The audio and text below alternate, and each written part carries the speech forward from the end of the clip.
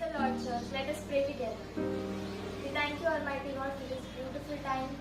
We thank you, Jesus, that you've given us the opportunity to come before your throne, God. We thank you, Father, that you've kept us safe and sound throughout this pandemic, God. We have this confidence in you. We have this peace within us because of you, Jesus. Father, I pray as we enter into worship, we pray, God, that you help us to worship you in spirit and in truth. You prepare our hearts, God. Help us to receive the word that you have sent for us. We believe, Father, that you are speaking to us. You're speaking to us every moment. And we believe in it, Father. One day your code is better than 1,000 elsewhere. Yes, we believe it and we are grateful for it. Father, I pray that you bless our pastor. I pray that you bless our worship team. I pray you bless each and every member of Oshivara Church. Let your glory come. Let your will be done. We thank you, Lord. In the name of Jesus, I pray.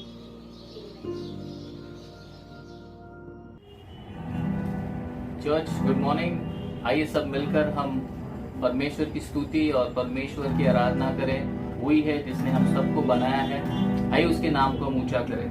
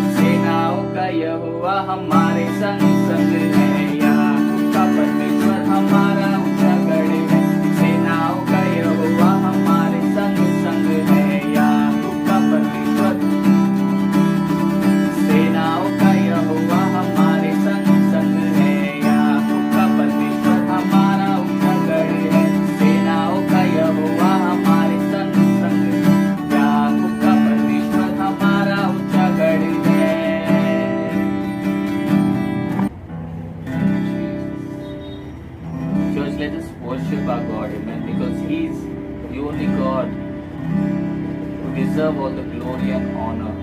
Amen. He is the Savior. He is the mighty to save. Let us worship His name. Let us call out to His name because He is our God and there is no one like Him.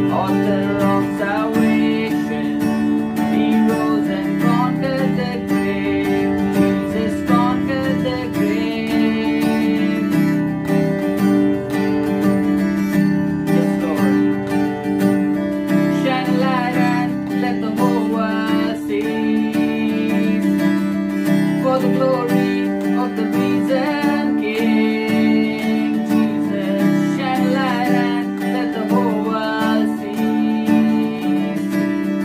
For the glory of the risen King. Jesus, shine light and let the whole world see. For the glory of the risen King. Jesus, shine light and let the whole world see. For the glory of the risen King. Savior, He can move the mountains. My God is mighty to save. He is mighty to save forever. Author of salvation, He rose and conquered the grave. Jesus conquered the grave. Savior, He can move the mountains. My God is mighty to save. He is mighty to save forever. Author of salvation, He rose and conquered the grave. Jesus conquered the grave.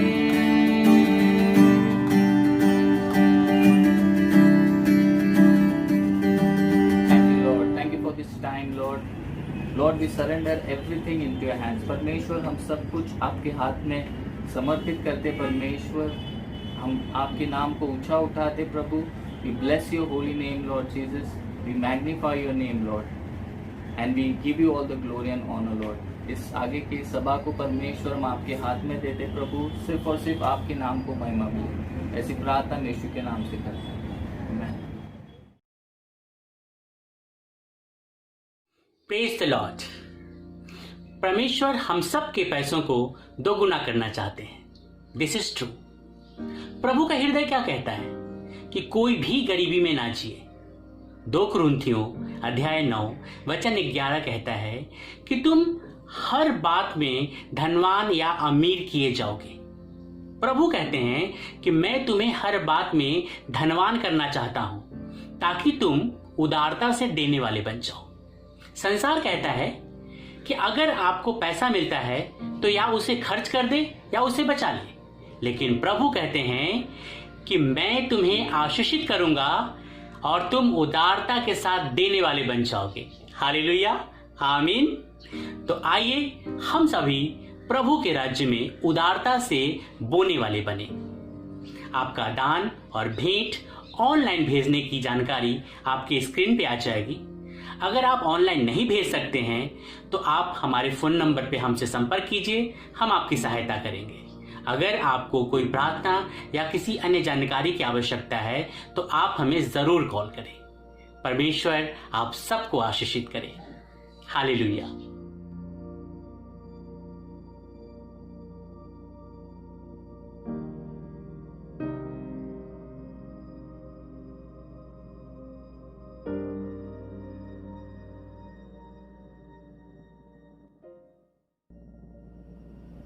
We are in the last month of this year and we are in the Advent season preparing to celebrate the birth of our Savior Lord Jesus Christ. हम इस वर्ष के अंतिम महीने में हैं और इस समय हम आगमन के मौसम में हैं जहां हम हमारे उद्धारकर्ता प्रभु यीशु मसीह के जन्म को मनाने की तैयारी में हैं. God so loved the world that He sent His Son Jesus Christ into this world, who died for our sins, so that we may have eternal life. It is because of Christmas that we can celebrate the Holy Communion. परमेश्वर ने जगत से इतना प्रेम किया कि उसने अपना पुत्र भेजा, यीशु मसीह को भेजा, जो हमारे पापों के लिए कुर्बान हो गया ताकि हम अनंत जीवन पा सकें. क्रिसमस ही के कारण आज हम प्रभु भोज ले सकते हैं. While we celebrate His first coming, we also prepare ourselves for His second coming. Jesus said to do this in remembrance of His great sacrifice on the cross until He returns. और जबकि हम यीशु मसीह के प्रथम आगमन की खुशी मनाते हैं, उसके जन्म की खुशी मनाते हैं, साथ साथ हम अपने आप को तैयार भी करते हैं उसके दूसरे आगमन के लिए. यीशु मसीह ने कहा कि इस प्रभु भोज में हमने हिस्सा लेना है उसके महान बलिदान को याद करते हुए उसके दोबारा आने तक. So I encourage you all to gather together as a family around the bread and the cup as we pray. इसलिए मैं आप सबको उत्साहित करना चाहूंगी कि आप सब परिवार रोटी और प्याले के पास आ जाएं, मिलकर इकट्ठा आ जाएं, जैसे कि हम इसके लिए अब हम प्रार्थना करेंगे. If you are new to our channel and new to the teachings of the Bible, and if you do not fully understand the significance of this Holy Communion, then I suggest that you contact us and we will be able to guide you. यदि आप हमारे channel में नए आए हैं और Bible की शिक्षाओं के लिए आप नए हैं, बाइबल की शिक्षाएं अभी आपको पूरी तरह से नहीं समझी हैं, प्रभु भोज का मतलब अभी तक आपको पूरी तरह से नहीं समझा है, तो मैं ये सुझाव दूंगी कि आप हमसे संपर्क करें और हम आपका मार्गदर्शन करेंगे. Let us pray. Let us take the bread and the cup. आइए हम प्रार्थना करेंगे. रोटी और दाखरस को ले लेंगे. Let us close our eyes in reverence to our Savior Jesus Christ. आइए हम अपनी आंखों को बंद करते हुए अपने प्रभु उद्धारकर्ता यीशु मसीह के को पूरा आदर देते हुए धन्यवाद करते हैं परमेश्वर इस सौभाग्य के लिए कि आप हमारे लिए कुर्बान हुए, ताकि पिता के साथ हमारा मेल मिलाप हो सके, ताकि सच्चे परमेश्वर को हम जान सके और अनंत जीवन के वारिस हम बन सके. Lord, we thank you for your supreme sacrifice, Lord Jesus, the great privilege that we have and that you reconciled us to God the Father. We thank you for dying for us on the cross and making us inheritors of heavenly kingdom. धन्यवाद करते हैं हमारे लिए क्रूस पर आप कुर्बान हुए और स्वर्गीय राज्य के आपने हमें वारिस बनाया. हम क्षमा चाहते हैं हर एक उस बात के लिए जो हमारे जीवन में आपको प्रसन्न नहीं है. प्रभु हमें आपके लहू के द्वारा धोकर शुद्ध करें और योग्य रीति से इसमें हिस्सा लेने के लिए हमारी सहायता करें. Lord, help us and give us your grace that we may keep walking in the promises of God. We thank you for this communion.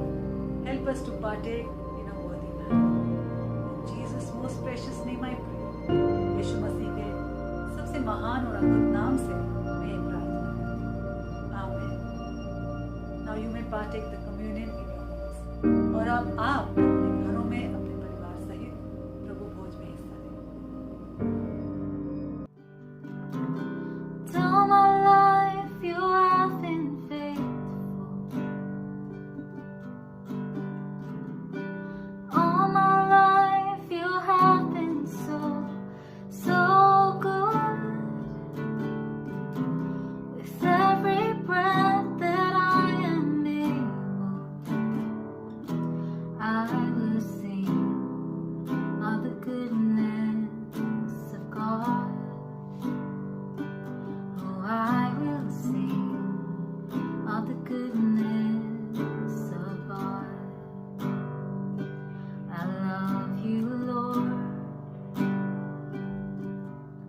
Oh, your mercy never fails me. And all my days I've been held in your hands. From the moment that I wake up till I lay my head, I will sing of the goodness of God. All my life you have been faithful. All my life you have been so, so good. Every breath that I am able, I will sing of the goodness of God. Oh, I will sing of the goodness of God.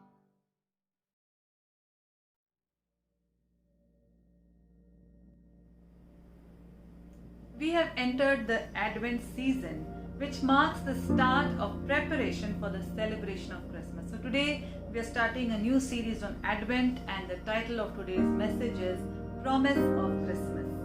हम आगमन के समय में, आगमन के मौसम में प्रवेश कर चुके हैं, जो कि क्रिसमस के पर्व की तैयारी की शुरुआत है। और इसलिए आज आगमन पर एक नई श्रृंखला शुरू करने जा रहे हैं और आज के संदेश का शीर्षक है क्रिसमस का वादा। Advent means arrival or coming. Advent means a time of expectant waiting and preparation for the coming of Christ. आगमन का अर्थ है मसीह के आने की आशा में उसका इंतजार और उसकी तैयारी करने का। The celebration of Advent has two aspects to it. The first is celebrating the coming of the Messiah in a manger in Bethlehem. The second aspect is the expectation and longing for Christ to come again.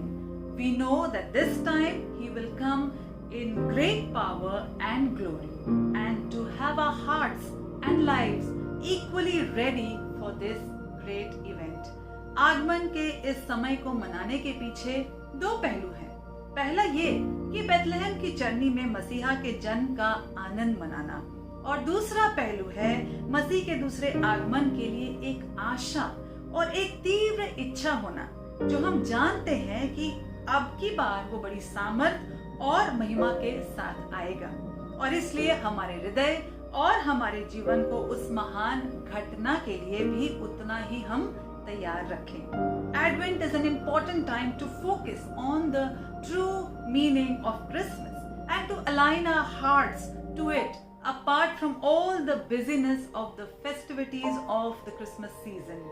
Christmas के पहले आगमन मनाने का यह समय महत्वपूर्ण है, ताकि क्रिसमस की तैयारियों की व्यस्तता से अपने ध्यान को हटाकर हम क्रिसमस के सही अर्थ की ओर अपने ध्यान को केंद्रित कर सकें। Advent story or the Christmas story actually begins in Genesis, जो मसीह के प्रथम आगमन की यानी कि क्रिसमस की कहानी की शुरुआत तो उत्पत्ति में हुई है। Did you know that the first promise God ever made was the promise of Christmas? क्या आप जानते हैं कि सबसे पहला वादा जो परमेश्वर ने किया था वह तो क्रिसमस का वादा था। Let us look at Genesis chapter 3 and verse 15.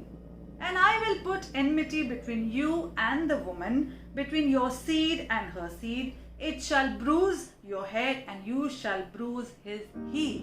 आइए हम वचन देखेंगे उत्पत्ति का अध्याय 3 और वचन 15। और मैं तेरे और स्त्री के बीच में और तेरे वंश और इसके वंश के बीच में बैर उत्पन्न करूंगा। वह तेरे सिर को कुचल डालेगा और तू उसकी एड़ी को डसेगा। After Adam and Eve fell into sin, mankind was separated from God's presence and God pronounced judgment on them. But along with judgment, God also provided an escape, a solution. He immediately formed a plan of reconciliation with him. He made this promise to Eve in Genesis 3:15, which we just read. He is a God of plan and he is a promise-keeping God. Amen. आदम और हव्वा के पाप में पतन के कारण मानव जाति परमेश्वर की उपस्थिति से अलग हो गई और परमेश्वर के न्याय का दंड उन पर आया। लेकिन दंड के साथ साथ परमेश्वर ने उपाय भी किया। उसने तुरंत मेल मिलाप की योजना बनाई और उसका वादा हव्वा से किया। हमारा परमेश्वर योजना बनाने वाला और वादा पूरा करने वाला परमेश्वर है। आमीन, hallelujah. So this is where the promise of Christmas first began in the Garden of Eden. After the fall, God proclaimed that Eve's offspring would crush Satan. This was the start of the plan of the salvation of mankind. From the very beginning of human existence, Jesus was going to be a part of the story. Jesus was the fulfillment of that promise that God made to Eve. और इस प्रकार हम देखते हैं उत्पत्ति की किताब में क्रिसमस के वादे की शुरुआत हुई। मनुष्य के पतन के बाद ही परमेश्वर ने घोषणा कर दी कि स्त्री का वंश शैतान को कुचलेगा और तभी से मनुष्य के उद्धार की योजना शुरू हो गई। मनुष्य की उत्पत्ति से ही यीशु उस कहानी का हिस्सा था। यीशु हव्वा को परमेश्वर द्वारा किए गए वादे की पूर्ति है। The Advent story is a story of hope. It's a story of preparation, a story of heaven touching earth, of God walking dusty roads as he once did in the Garden of Eden. प्रथम आगमन की ये कहानी आशा की कहानी है, तैयारी की कहानी है, पृथ्वी पर स्वर्ग की कहानी है। ये कहानी है उस परमेश्वर की जो धरती की सड़कों पर वैसे ही चला जैसे वो कभी अदन की वाटिका में चला करता था। Christmas is a celebration of the God who fulfills all his promises in Jesus Christ. At its core, Christmas is all about the joy of a promise fulfilled. Christmas उस परमेश्वर में आनंदित होने के बारे में है जो यीशु मसीह में अपने सारे वादों को पूरा करता है। वादा पूरा किए जाने की खुशी मनाना ही क्रिसमस का असली उद्देश्य है। This year has been a different one and a difficult one. Perhaps some may not be seeing a lot of reasons to celebrate. यह वर्ष अलग वर्ष और एक कठिन वर्ष रहा है। संभव है कई लोगों को इस समय खुशी या आनंद मनाने का कोई कारण नजर नहीं आ रहा हो। The pandemic has been tough on us. Maybe you are struggling financially, or you lost a loved one, or maybe your mental health is suffering, or you are stressed out with the pressures of day-to-day living. ये महामारी हम सब पर भारी पड़ी है। शायद आप आर्थिक तकलीफ में होंगे, या आपने किसी प्रियजन को खोया होगा, या फिर आपके मानसिक स्वास्थ्य पर प्रभाव पड़ा है, या हो सकता है प्रतिदिन के दबावों के कारण आप तनाव में हैं। But I want to invite you to look afresh at the promise of Christmas, for He is a promise-keeping God. He is an unchanging God. लेकिन मैं आपको आमंत्रित करना चाहती हूँ कि एक नए दृष्टिकोण, एक नए नजरिए से क्रिसमस के वादे को देखें, क्योंकि परमेश्वर वादा पूरा करने वाला परमेश्वर है। Let us go to the Gospel of Luke, where we see the promise made to Eve by God in the book of Genesis is now going to be fulfilled. आइए अब हम लूका के सुसमाचार में जाएं, जहां हम देखते हैं कि उत्पत्ति की किताब में परमेश्वर द्वारा हव्वा को किया गया वादा अब पूरा होने वाला है। Luke chapter 1 verse 28. And having come in, the angel said to her, that is to Mary, Rejoice, highly favored one, the Lord is with you. Blessed are you among women. लूका 1:28। और स्वर्गदूत ने उसके यानी मरियम के पास आकर भीतर आकर कहा, आनंद और जय तेरी हो, जिस पर ईश्वर का अनुग्रह हुआ है, प्रभु तेरे साथ है। So we see here Christmas brings promise of joy. Christmas जो है आनंद का वादा लेकर आता है। In this scripture, in this verse, the angel is telling to Mary, rejoice. Why rejoice? Because he says the Lord is with you. We know that Jesus was called Emmanuel, that means God with us. God becoming man, the Creator dwelling with us. He is with us. He promised never to leave us. What a privilege. ये जो आनंद का वादा है, हम देखते हैं जो स्वर्गदूत आकर मरियम से कहता है कि आनंदित हो जा, क्योंकि परमेश्वर तेरे साथ है, प्रभु तेरे साथ है। वो सृष्टिकर्ता, आकाश और पृथ्वी को बनाने वाला परमेश्वर, वो तुम्हारे साथ है। परमेश्वर जो मनुष्य बना, वो सृष्टिकर्ता, वो आकर हमारे बीच में रहा और उसने वादा किया है वो हमें कभी नहीं छोड़ेगा। ये कितना बड़ा सौभाग्य है हमारे लिए, और क्योंकि वो हमारे साथ है इसलिए हमें आनंद का वादा है। Amen.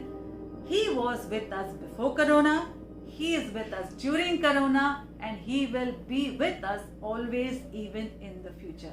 कोरोना के होने से पहले परमेश्वर हमारे साथ था, कोरोना के दौरान वो हमारे साथ है, और आने वाले भविष्य में भी सदा परमेश्वर हमारे साथ रहेगा।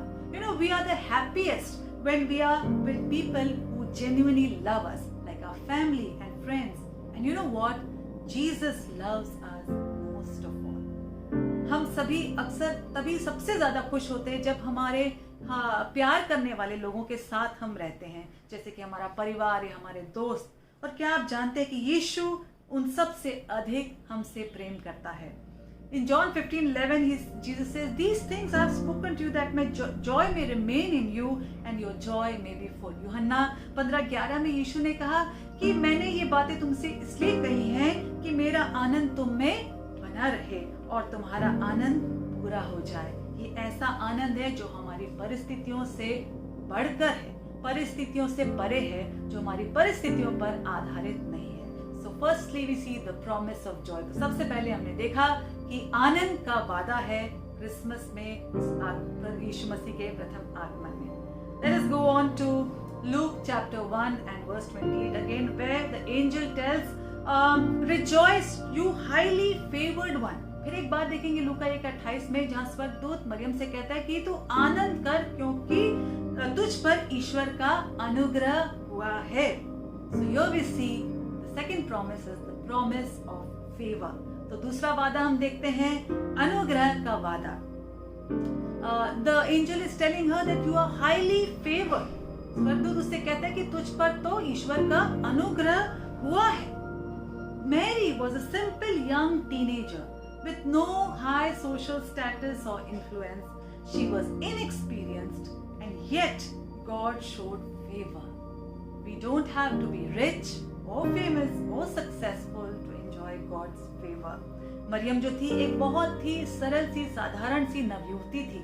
ना तो उसका समाज में कोई बड़ा ऊंचा स्टेटस था, ओहदा था, ना कोई उसका नाम था। लेकिन क्या आप जानते हैं, हमें अमीर या फेमस या मशहूर या फिर सफल होने की आवश्यकता नहीं है परमेश्वर के अनुग्रह को पाने के लिए। In Luke 1:29 we read, it says, "But when she saw him, she was troubled at his saying and considered what manner of greeting this was." लूका 1:29 में वहाँ लिखा कि वह उस स्वर्गदूत के वचन से बहुत घबरा गई और सोचने लगी कि ये किस प्रकार का अभिवादन है। The kind of greeting that the angel gave to Mary was a royal greeting. क्या आप जानते हैं जिस प्रकार का अभिवादन उस स्वर्गदूत ने मरियम का किया, वो एक शाही अभिवादन था कि जो शाही या राजकीय लोग होते थे उनका इस प्रकार से अभिवादन किया जाता था। और मरियम डर गई कि मैं तो एक साधारण सी युवती हूँ, मेरा इस प्रकार अभिवादन क्यों हो रहा है। 1 Peter 2:9 says that in Christ we are a royal priesthood. पहला पत्रस 2:9 में वचन कहता है कि मसीह में हम राज पदधारी याजक हैं। Hallelujah. He is the King of Kings and we are his children. वो राजाओं का राजा है और हम उसकी संतान है, इसलिए हम शाही हैं, हम राजकीय हैं। तो ये एक हम देखते हैं जो अनुग्रह का, फेवर का वादा, the promise of favor because we are royalty in Jesus. उसके अनुग्रह का वादा हमें मिलता है क्योंकि यीशु मसीह में हम शाही घराने के लोग ठहरते हैं। Luke 1:30 Then the angel said to her, "Do not be afraid, Mary, for you have found favor with God." लूका 1:30 में स्वर्गदूत ने उससे कहा, हे मरियम, भयभीत ना हो क्योंकि परमेश्वर का अनुग्रह तुझ पर हुआ है। So the third promise we see, promise of being fearless or courageous. तो तीसरा वादा हम देखते हैं कि निडर या फिर साहसी होने का वादा। The angel tells her, do not be afraid, भयभीत ना हो। The favor of God is with you. You don't have to be troubled by anything. You don't have to be afraid.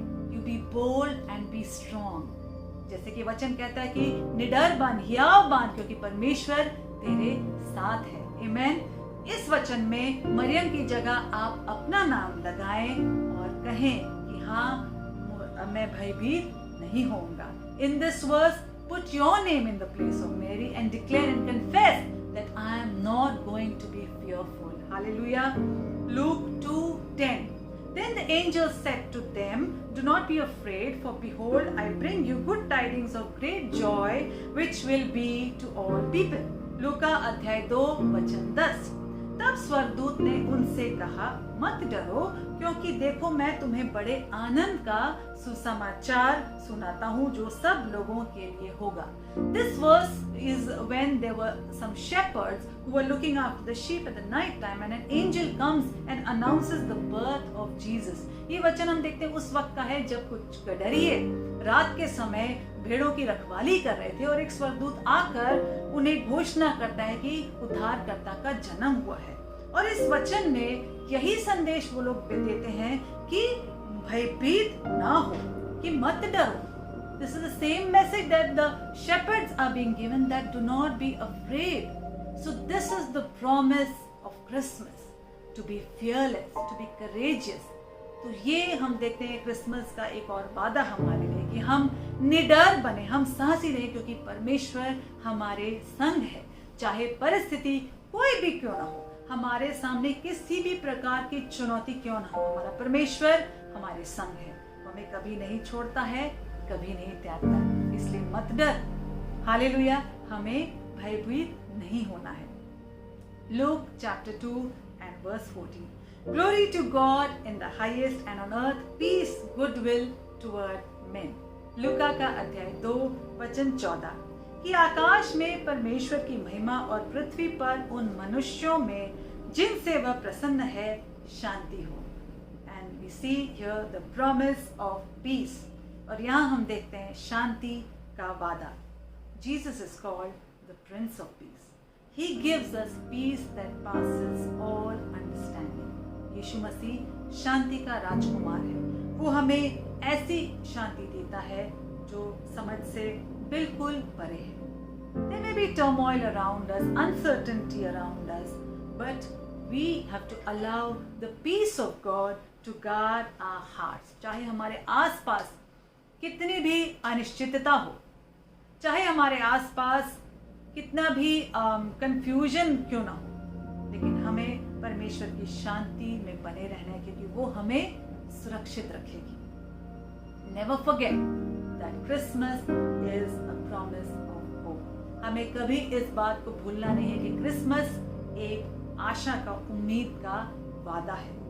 इसीलिए हमें उसकी शांति में बने रहें. His hope gives us peace. His hope holds us together. That is the anchor for our soul. उसकी आशा, वो जो उम्मीद हमें देता है, वो हमें शांति देती है. वो हमारे प्राण के लिए एक लंगर के समान है. God always keeps His promise. Maybe not how or when we imagine, but He always fulfills His promise and He knows best how to fulfill it. Amen. परमेश्वर अपने वादे को हमेशा पूरा करता है, चाहे हमारे सोचने के अनुसार, हमारे समय के अनुसार ना हो, लेकिन वो हमेशा अपने वादे को पूरा करता है और वो सही रूप से जानता है कैसे अपने वादे को पूरा करना है. The promise of Christmas that we saw today is just the starting point, and definitely it carries on every day, not just for this season, but throughout the year. Amen. जो क्रिसमस का वादा है सिर्फ इस महीने के लिए नहीं है, लेकिन पूरे साल भर के लिए, आने वाले हमारे भविष्य के लिए है. तो हम उस वादे में बने रहें. The promise of Christmas is something that we need to remain grounded every day. Hallelujah. Christmas का जो वादा है उसमें हमें प्रतिदिन बने रहना है. हर दिन हमें याद करना है कि परमेश्वर ने हमें ये वादा दिया है. So let us apply what we have learned today. तो जो आज हमने सीखा, जो वचन के द्वारा जो परमेश्वर ने आज हमसे बात की है, तो उसे हम प्रतिदिन अपने जीवन में हम लागू करें. उसके आनंद में बने रहें, उसके अनुग्रह को जाने जो उसने हम पर दिखाया है, उसमें हम निडर बने रहें और उसकी शांति में बने रहें. हालेलुया. अपने आप को मरियम की जगह में रखें. Put yourself in Mary's place and remember and believe and declare every day that you have been given this promise of Christmas, the promise of joy, the promise of favor, His favor. One day of favor is enough, beloved, for a lifetime. उसके अनुग्रह का एक दिन पूरे जीवन भर के लिए काफी है प्रियो. Hold on to that promise of fearlessness, of being courageous, and hold on to the promise of peace, and you will see that this season will be such a blessing to you and to those around you. So आप देखेंगे कि जैसे आप इस वादे को थाम कर रखेंगे, उस पर चलते रहेंगे, उसमें बने रहेंगे, तो ये क्रिसमस का ये पर्व आपके लिए बड़ी ही आशीषों का पर्व रहेगा. May it be that this Christmas we discover a fresh lifestyle of walking and holding on to the promises of our Savior Jesus Christ, and it will be life changing.